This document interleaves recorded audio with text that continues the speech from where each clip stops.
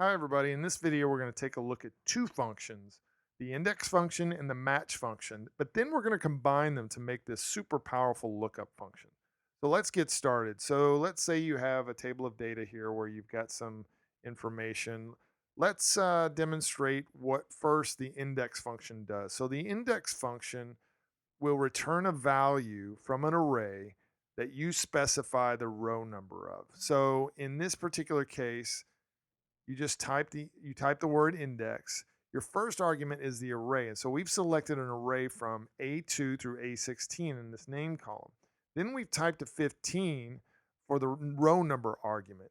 And so basically that's saying you're telling Excel, show me or return the value within the cell on the 15th row of this array A2 through A16, not actual row 15 in the Excel on the Excel row, but row 15 from the array, whatever you select. So what it's done is it's found Fiona Marino for us. I'll type escape to get out of that, hopefully. So it's returned the name Fiona Marino, which is on Excel row 16, but it's the 15th row of the array that we selected there. So that's a real quick introduction to what index does. So what does the match function does? Well, here we've done one where we've selected a postal code. We've typed in a postal code in as the first argument. That's our lookup value. Then we have a lookup array we select for our second argument, which is cell C2 to C16.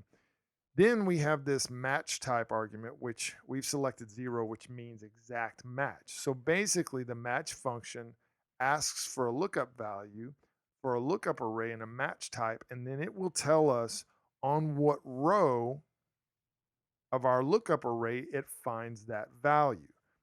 So just stop and think there for a minute. So it's returning a row value or a row number value for us. We go back to the index function. What does it do? It asks for a row number. So we're going to combine the match function to supply a row number for us, and we're going to have this lookup function once we combine the two that can look up values both to the right or to the left of your lookup array. So unlike the VLOOKUP, if you're familiar with that, this is not a one-directional lookup. It's a little more complex, but it's far more flexible than the VLOOKUP. So let's take a look at a situation where maybe your boss sends you an email and says, hey, I've got this list of postal codes and somebody needs the names that go with these postal codes. I know you've got that database. Can you look these up and get these back to me? Well, yeah, I could look these up on every row and find the name that goes with it, but I'm going to use this index match function and get this done in about 2 minutes. So let's go ahead and click into the cell next to our postal code. So we're going to type in equals, start typing index. And once we see it highlighted there of the different functions that Excel is helping us with, we're going to go ahead and hit tab. And so our first argument is the array. And remember, this is the index function. So we want to select the array of values that we want to return. So we're going to select the first row of the name column. And then we're going to hold Control-Shift together and hit the down arrow. And it's going to select that entire column of names that we need, that entire array. Now we're going to hit F4 because we want to lock that in place. So now that we've got that array argument, the next argument in the index function is that row number argument.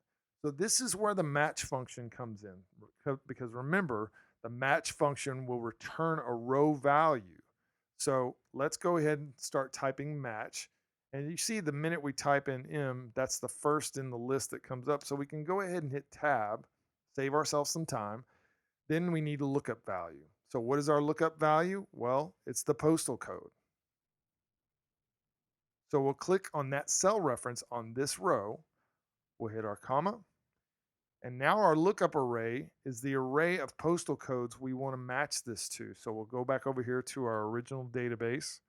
We'll click into cell C2 and again, Control-Shift together, hit the down arrow, and it'll select that entire range. Again, here we're going to lock that in place with F4, hit a comma, and we want an exact match, so we're just going to type 0. We're going to close our parentheses now. So we've closed the parentheses on our match formula only. So remember, we open parentheses here with the index function. We need to close those parentheses now because the match function serves as our row number argument. So let's go ahead and close that parentheses.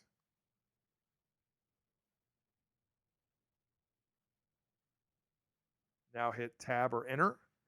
And look what we've got. We've got a name that matches to our postal code.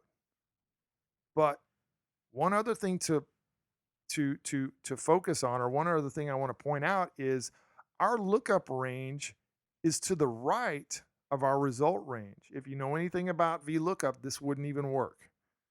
So now you've got an even more powerful set of skills in your arsenal if you start using the index and match function, because you don't have to worry about your lookup values being in the leftmost column. So let's grab with our cursor, let's grab this little tiny green box. When our cursor becomes a plus symbol, hold left click and hold, and let's drag this down to all these postal codes.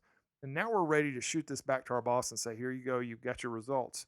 And sure enough, if we wanted to filter on one of these postal codes, let's just select one. We'll Control C, copy that.